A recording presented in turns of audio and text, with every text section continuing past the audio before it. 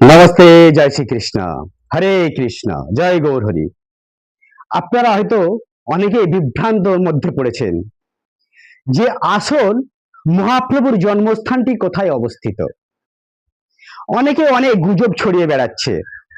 কেউ বলছে প্রাচীন মায়াপুর নবদ্বীপে, কেউ বলছে শ্রীধাম মায়াপুরে।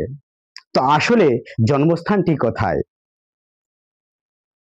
এই যেমন এই ব্যক্তিটি একটি গুজব ছড়িয়ে বেড়াচ্ছে। এনার চুল পেকেছে কিন্তু এখনো বুদ্ধির উদয় হয়নি, কেননা শাস্ত্র তো পড়েনি, তাই হয়তো এই ধরনের গুজব ছড়াচ্ছে। যদি একটি শাস্ত্র অধ্যয়ন করে নিত এই ধরনের গুজব ছড়াতো না। তো আসুন আমরা জেনে নিই যে শ্রীধাম মায়াপুরে কোথায় মহাপ্রভুর জন্মভিটা।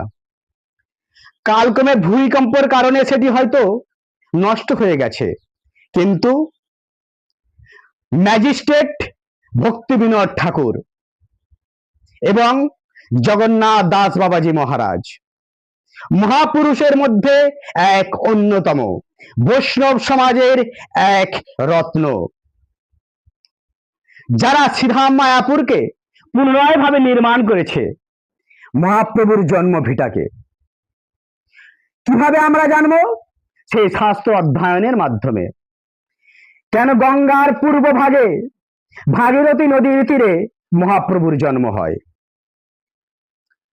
তাছাড়া মহাপ্রভুর এছাড়া অনেক প্রমাণ রয়েছে, যেমন চাঁদ কাজী দমন করেছিল, সেটিও পাশে রয়েছে, এবং দুষ্ট কাজী শিবাসঙ্গনের সেই মৃদঙ্গ ভেঙে দিয়েছিল, কীর্তনে বাধা দিয়েছিল, সেটিও পাশে রয়েছে। আর সেই সাথে আমাদের আরো প্রমাণ রয়েছে, আমরা সেইগুলো ভুলে যাইনি। অতএব কিছু শাস্ত্র অধ্যয়নের প্রয়োজন রয়েছে। মানুষকে বিভ্রান্ত করে কখনো সেটি পাওয়া যায় না। মানুষের বিশ্বাস শাস্ত্র অধ্যয়নের মাধ্যমে আসবে, কোনো ব্যক্তিকে নয়, ব্যক্তি বিশেষকে নয়। কেননা মহাপুরুষ কখনোই মিথ্যা কথা বলে না, তাই মহাপুরুষ নিদর্শন দিয়ে গেছে। চৈতন্য মহাপ্রভুর সেই আন্দোলনের কথা আমরা আজও কেউ ভুলিনি। চাঁদ কাজীকে যখন দমন করেছিল গঙ্গা পেরিয়ে যায়নি, কিন্তু যখন সন্ন্যাস নিতে গিয়েছিল মহাপ্রভু গঙ্গা পেরিয়ে গিয়েছিল। যদি মহাপ্রভুর জন্মস্থান প্রাচীন মায়াপুরে হবে, তাহলে গঙ্গা পেরোলো কিভাবে? এটি ভাবার বিষয় রয়েছে। তাই এনার হয়তো বুদ্ধি হয়তো ভ্রষ্ট হয়ে গেছে, তাই মানুষকে বিভ্রান্ত করে বেড়াচ্ছে।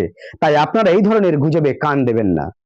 কেননা মায়াপুর এই নবদ্বীপের প্রাণ কেন্দ্র।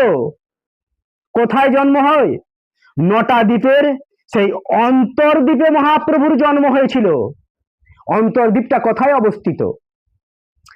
নবদ্বীপের মধ্যে 9টা দ্বীপ রয়েছে, তার মধ্যে অন্তর্দ্বীপে মহাপ্রভুর জন্ম।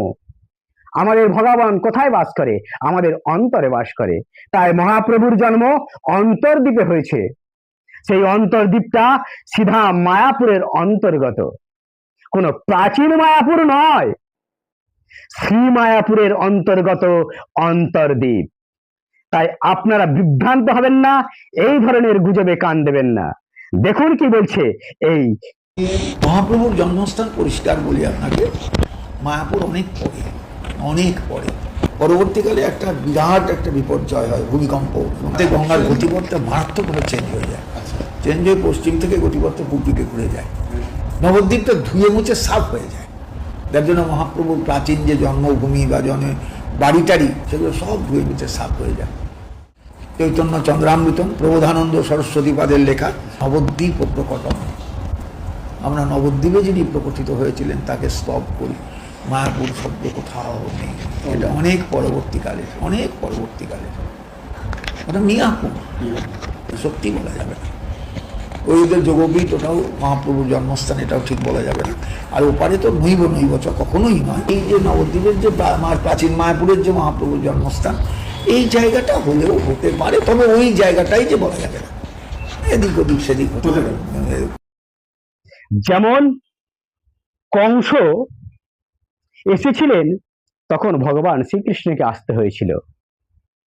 যখন রাবণ এসেছে তখন রামচন্দ্রকে আসতে হয়েছে। তাই কলিযুগের এই রকম মূর্খের অভাব নেই, তাই আমাদের মতো সনাতনগুলোই কাফি রয়েছে।